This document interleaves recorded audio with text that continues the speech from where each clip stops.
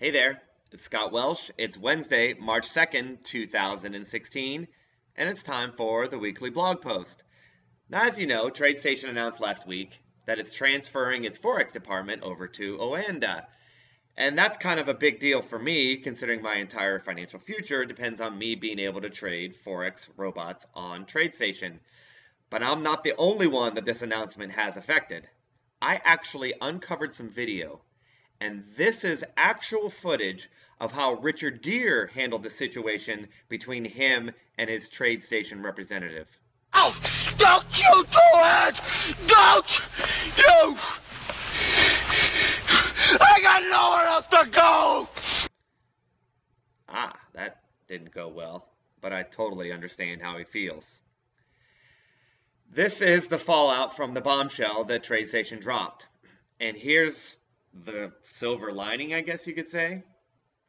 The best, most lasting changes in your life will come from rock bottom. The desperation that Richard Gere showed us in that video that I showed sometimes can lead to big success. Sometimes if you're not forced to make a change, you don't make any change at all. And I want this debacle, this TradeStation debacle, I want something good to come of it. I want to make it look like a disaster in the first 5 minutes and turn into something that's even more profitable than it would have been before. I mean, I don't have any other choices, right? Richard Gere is the same as all of us. We don't have any choices, and I don't have anywhere else to go. Or do I? Here's an immediate side benefit of hitting rock bottom and having my entire financial future potentially yanked away. And that is stock robots. Now, a possible solution to all this mess is to trade stock robots and just stay with TradeStation. TradeStation is keeping everything else but Forex. Futures is keeping, options is keeping, and stock trading. All of that is staying at TradeStation. So one thing I could do, or anyone who trades my robots, is say, all right, you're taking away Forex. That's fine. I'm going to go to stocks. Now, that might seem ridiculous offhand, but just in the last couple weeks of research, here's what I've found out. And again, I'm a little bit early reporting this, meaning I want to do a lot more testing on it. And of course I am every single day. But I wanted to take universal principles of the turtles that we've talked about before. Remember, trend following is universal. Trend following is you're going to win in the end. You just have to be able to make it through the drawdowns. And we've talked about this many times before. But all I did was apply some turtle principles, extremely simple breakout turtle principles. When price gets above the high, you buy. It's really it, with very few little tweaks from me. That's the thing about trend following, is that you don't need a lot of tweaks and you don't need to be very clever, just basic principles. So I did a little research on ISRG. Why ISRG? Well, it's a high-flying stock that was featured in Investors Business Daily years ago, but also I have been trading a stock robot on ISRG since 2013. Now, it's a day trading robot, so it's completely different than a turtle robot, but I've been trading it, so I just decided, well, heck, I'll just try it out with turtle principles. Big difference here, it's on a 240-minute chart, and of course, it's turtle principles, like I said. All right. Those are the monthly results. And then I said, well, let's take another stock. And I wanted something that moves, that's in the news, that'll probably be around 10, 20 years from now. So I picked Google, now Alphabet.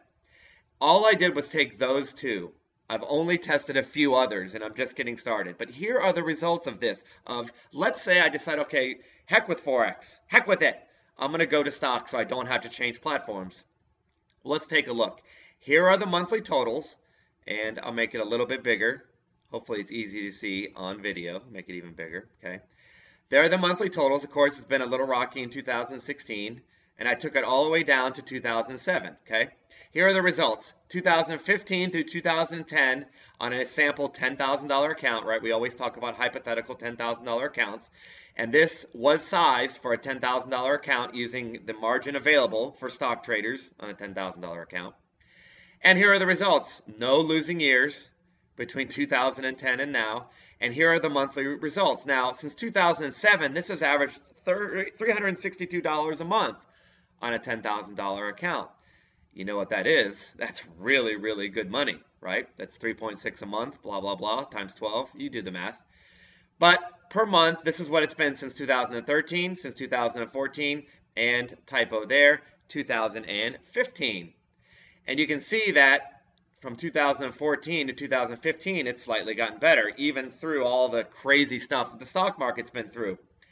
Now, that's not a ton of money. However, that's a decent amount of money. And my day trading robots are right in, on average now, in the same time periods, my day trading robots are right in that high 189 per month to 200 bucks a month. That's just what they're averaging. If trends take off, my day trading robots tend to do well. But guess what? If the trend takes off, so will any sort of turtle robots. So, and this is just initial, right? I could make a portfolio. I'd love to get up to 5. Then divide the account into, well, divide the stock amounts into 5 different. For example, if that's a $10,000 account, maybe do 2,000 of stock in 5 different ones, or something along those lines. I've already started working on that. But that is a possibility. When you hit rock bottom and you have nowhere else to go, well, maybe you don't have to go anywhere. Now, let's get back to the slides, and let's get back to the updates. Just because I have some stock information, I'm going to continue to provide that because that is an option for me and for you if you trade robots. But I want to update you now on the rest. There's still no final answer. I know the deadline is March 4th, and that's coming very fast. At least that's what Oanda and TradeStation are saying. But there is no final answer yet. Justin is meeting today. I spoke with Justin again today. We've been in pretty much constant contact.